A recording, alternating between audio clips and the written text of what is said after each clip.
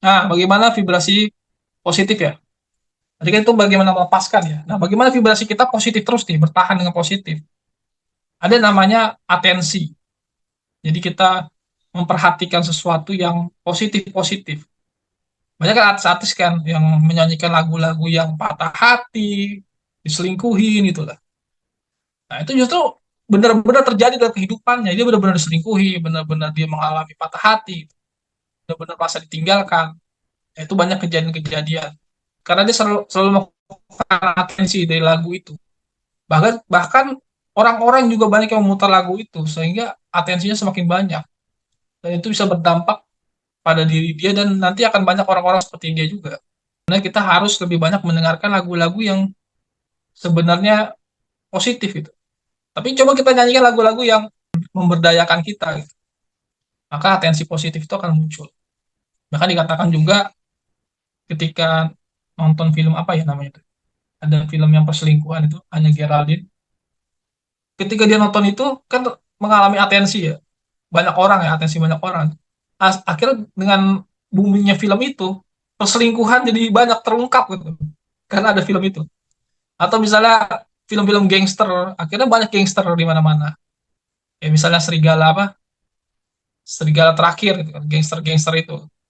Dan terus makin banyak gangster-gangster sekarang bermunculan setelah film itu muncul. Jadi atensi yang dimunculkan terus-menerus itu kan memunculkan kenyataan sebenarnya. Sokrates bilang, pada dasarnya semua orang mampu menyelesaikan masalahnya, tapi pada realitasnya terkadang banyak yang nggak mampu melakukan itu.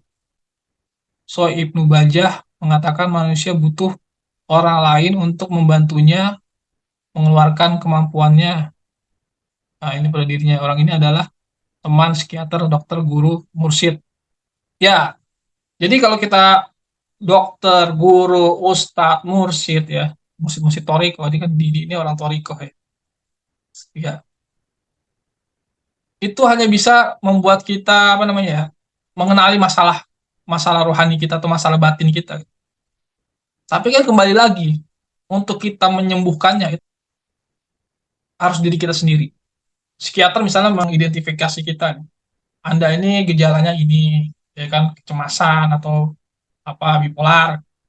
Tapi untuk kita sembuh dan keluar dari itu harus diri kita sendiri harus mengeluarkan. Jangan kita berteman dengan orang yang melemahkan itu. Jadi ada namanya emosi intensif. Contohnya misalnya Mbak Aspiah ini sedang mengalami kegalauan misalnya, habis putus pacaran. Kemudian datang orang, lu sih bodoh, kata-katain dia gitu. Lu sih begini, siapa suruh? Nah, ketika dia menjatuh-jatuhkan, dia sedang emosi intensif. Nah, itu biasanya orang seperti itu akan lebih mudah depresi. Nah, makanya kita harus cari kawan-kawan yang justru ketika kita jatuh, kita mengalami keterpurukan, memberikan kata-kata yang memberdayakan. Misalnya kita mengalami kerugian, udah coba lagi, mungkin hari ini lagi permasalahan begini, begini, begini. Jadi bukannya menyalahkan kita, tapi memberikan solusi. Ini kan kebanyakan orang kan kalau kita mengalami permasalahan hidup, justru dihakimi, dijudge. Gitu.